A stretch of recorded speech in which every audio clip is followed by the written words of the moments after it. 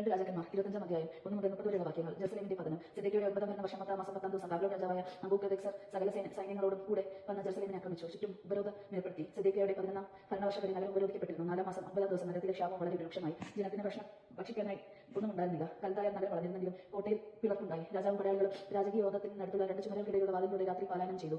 അരാബയെ ലക്ഷ്യമാക്കിയാണ് അവർ പോയത്. എന്നാൽ കൽദായ സൈന്യം രാജാവിനെ അനുവാദനം ചെയ്ത് ജെറിക്കോ സമതലത്തിൽ വെച്ച് മറികടന്നു. അപ്പോൾ അവന്റെ പടയാളികൾ ചിതറിപ്പോയി. കൽദായ രാജാവിനെ പിടിച്ച് റിബയാലിൽ ബാലോൺ രാജാവിന്റെ അടുത്ത് കൊണ്ടുവന്നു. അവൻ സിദെക്കീയയുടെ മേൽ വിധി പ്രസ്താവിച്ചു. പുത്രന്മാരെ അവന്റെ കൺമുമ്പിൽ വെച്ച് നിഗ്രഹിച്ചു. അവനെ കണ്ണുകൾ ചുഴന്നതിനു ശേഷം ജനങ്ങൾ കൊണ്ട് ബന്ധിച്ച് ബാബിലോണിലേക്ക് കൊണ്ടുപോയി. ദേവാലയം നശിപ്പിക്കുന്നു. ബാബിലോൺ രാജാവായ നബൂക്കദ്നേസറിന്റെ 19 ഭരണവർഷം 5 മാസം 7 ദിവസം അവന്റെ അംഗരക്ഷകന്മാരുടെ നായകനായ ദാസൻ നബൂസരദാൻ ജെറുസലേമിൽ വന്നു. അവിടെ കർത്താവിന്റെ ആലയവും രാജകൊട്ടാരവും ജെറുസലേമിന്റെ വീടുകളും അഗ്നിക്കിരയാക്കി. മാളികകൾ കത്തിച്ചാമ്പലായി. അവനോട് കൂടെ ഉണ്ടായിരുന്ന കൽദായ സൈന്യം ജെറുസലേമിന് ചുറ്റുമുള്ള കോട്ട തകർത്തു. നഗരത്തിൽ അവശേഷിച്ചിരുന്ന ജനത്തെയും ബാബിലോൺ രാജാവിനോട് കൂറ് പ്രഖ്യാപിച്ചവരെയും അവശേഷിച്ചിരുന്ന കരകൗശലക്കാരെയും നബൂസരദാൻ തന്നോട് കൂടെ പോയി. അത് ദരിദ്രമായ ചിലരെ ഒഴിവാക്കി മുന്തിരിത്തോട്ടപ്പണിക്കാരെയും അവിടെ തന്നെ നിയോഗിച്ചു. ദേവാലയത്തിലെ ഓട്ടുസ്തംഭങ്ങളെയും പീഠങ്ങളും ജലസംഭരണിയും കൽദായക്കാർ കഷ്ണങ്ങളാക്കി ബാബിലോണിലേക്ക് കൊണ്ടുപോയി.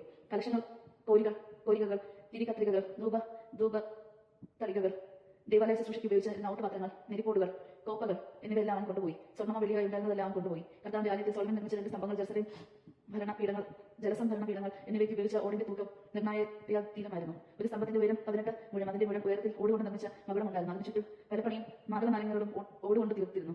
വലപ്പണി ചെയ്ത മറ്റേ സംഭവം അതുപോലെ തന്നെ ആയിരുന്നു. ബാബിലോൺ പ്രവാസം. കാവൽ പടനായകൻ മുഖ്യ പുരോഹിതനായ സെറിയായെയും സഹപുരോഹിതനായ സെഫാനിനെയും വാതിൽ സൂക്ഷിപ്പുകാർ 3 പേരെയും നഗരത്തിലെ ഒരു സേനാധിപതിയെയും രാജസഭാ അംഗങ്ങളിൽ 5 പേരെയും സൈന്യാധിപതിന്റെ കാര്യങ്ങളെയും ഇവനാണ് ജനത്തെ വിളിച്ചു കൂട്ടിയിരുന്നത്. നഗരത്തിൽ നിന്ന് വേറെ 60 പേരെയും റിബ്ലയിൽ നിന്ന് ബാബിലോൺ രാജാവിന്റെ അടുത്ത് കൊണ്ടുചെന്നു. രാജാവ് അവരെ ഹോമത്തിൽ റിബ്ലയിൽ വെച്ച് വധിച്ചു. അങ്ങനെ യൂദ നാട് കടത്തപ്പെട്ടു. ബാബിലോൺ രാജാവായ നബൂക്കദ്നേസർ യൂദയിൽ നിറഞ്ഞിരുന്ന ജനത്തെ ഭരിക്കാൻ ഷഫാസിന്റെ പൗത്രനും അഹീകാമിന്റെ